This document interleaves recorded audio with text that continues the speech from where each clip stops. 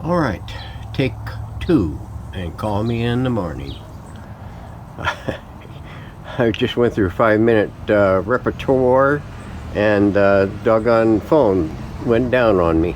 So, and it didn't save any part of the video. So we're going to try this again. Yep, you guessed it. We're going to move on from the bomber.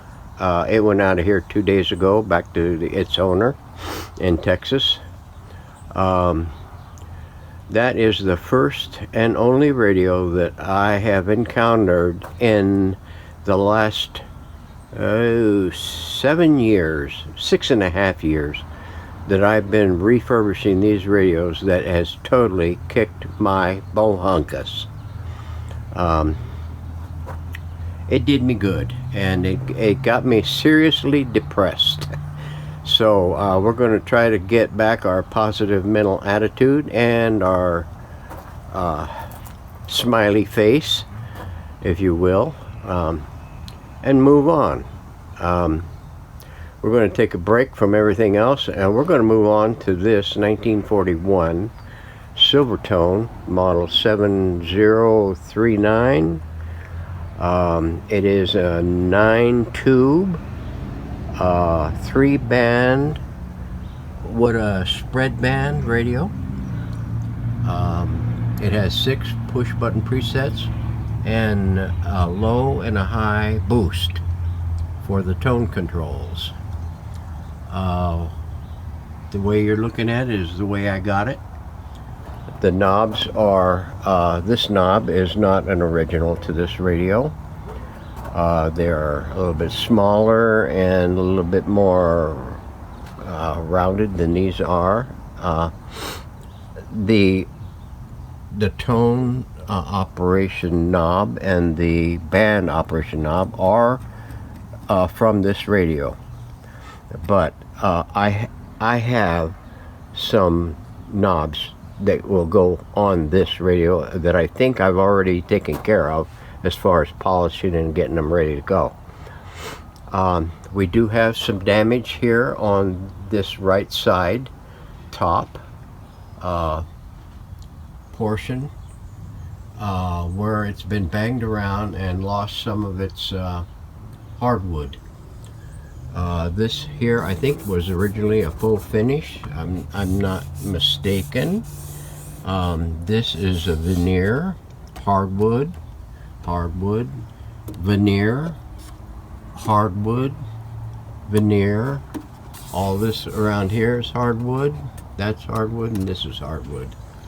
The sides are veneered also, but it just needs a good thorough scrubbing and cleaning. Hopefully I don't have to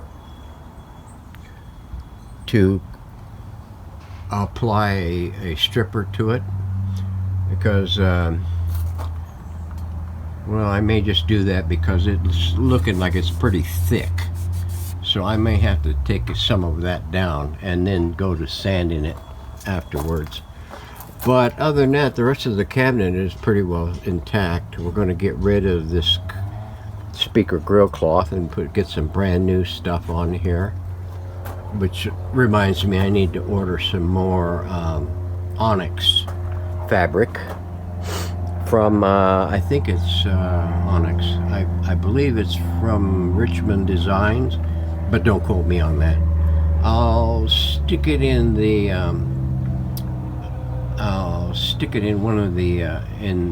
one of the description boxes on one of these videos, hopefully, if not the operation video whenever this is complete. Let me take this around here, show you the back. The back side was all broken up, not in very good shape. It's warped up and everything, but we're going to make a new back for this. The speaker is iffy. It does have split in it and a little pokey there in that area. So we not to worry. We have a cone for that. Let me turn this cabinet around so we can see with better light. Hang on a minute.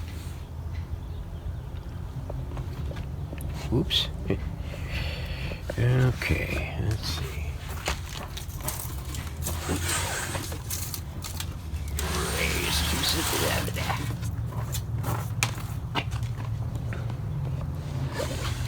Oh, darn it. I have this in case this video is stressing my phone out battery. I got it on a power pack, and I'm tethered. So excuse me for yanking you around here. Okay, the inside of the cabinet, it has a full sticker with a parts list there. We're gonna, if I don't have one already, we're gonna recreate that. So I will have it in the future. Let me see if I can get up here. This here, I think, is the shortwave. It is a panel antenna, or a plate antenna. I think that's what they call it, a plate antenna. It's going to be redone. I think I had to make one for the previous radio that I did. The power cord is not an original one, but it's thoroughly used and weathered.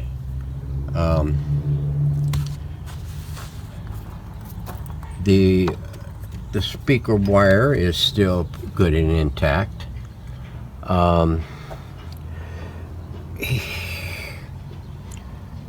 Looks like it has its original shielding for the tubes.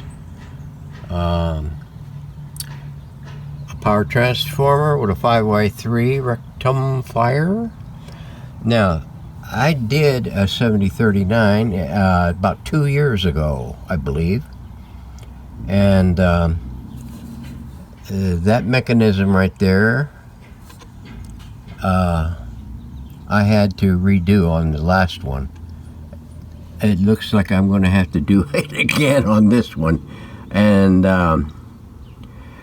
we'll go in depth on that whenever I get this thing ready to go, and start taking it apart, and we'll go over these particulars on those when we do it. I think on the last radio of this model, I only did an operation video, but I showed what all I did and made reference to that that device right there for the tuning at that time. And that's the only thing I did with the other radio that's going to be different from this one. Is all I did was an operation video. For I think the first 3.5 years, I only did operation videos. That's when I got the radios done and ready to go onto eBay. I did an operation video so I could post it to eBay and link it to my YouTube.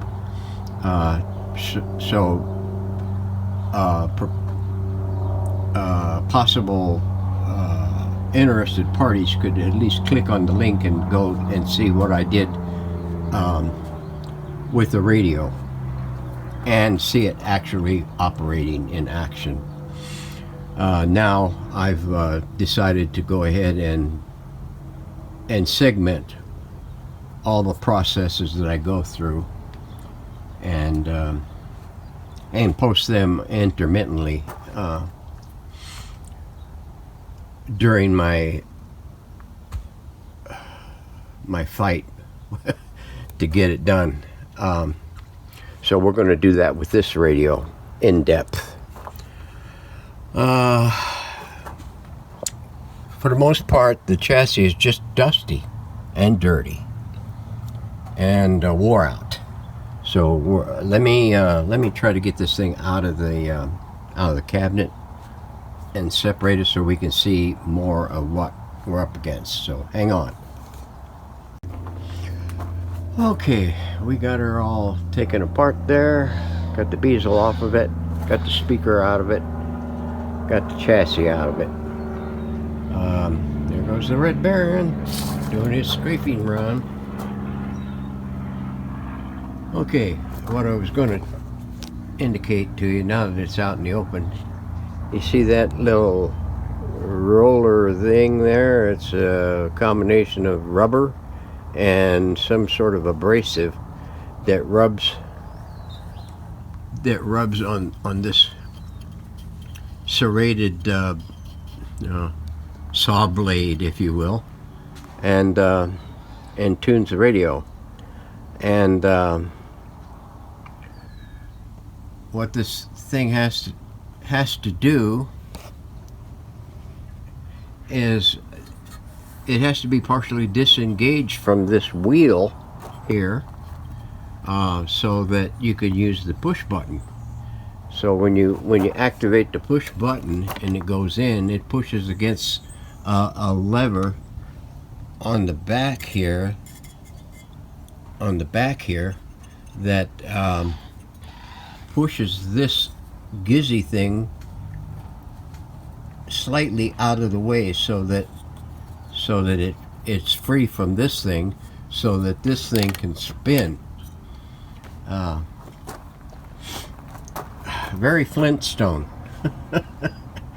A very Flintstone method of setting this thing up. So it is, I mean, it's a good thing that the radio weighs quite a bit, or else you'd be pushing the radio right off the table to actuate your push buttons. And these here look like they're probably a little bent. They could be a little bent, but we'll get into all that. Thank God it still has its needle, and its plate, its dial plate is still intact. So we'll get to that. The speaker looks pretty good from the front, except for this end here is all missing and broken, and it has that slit in it right there. I believe this is a 6x9, and if it is a 6x9, I have 6x9 cones. So it's going to get coned, reconed, cone head. Okay, so we pretty much covered everything here. Let's flip this thing up and see what we got.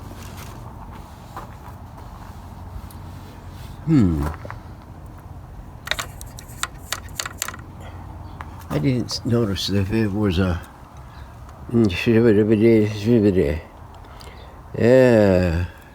no top-mounted can capacitor, electrolytic, but it's been replaced.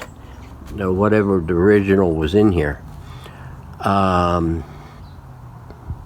Yeah, things are all starting to come back. Well, to a certain degree, of the previous one that I did.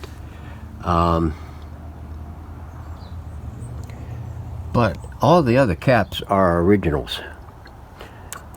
The electrolytic is the only one that was changed out, so it's relatively virgin. So we'll get into that next, and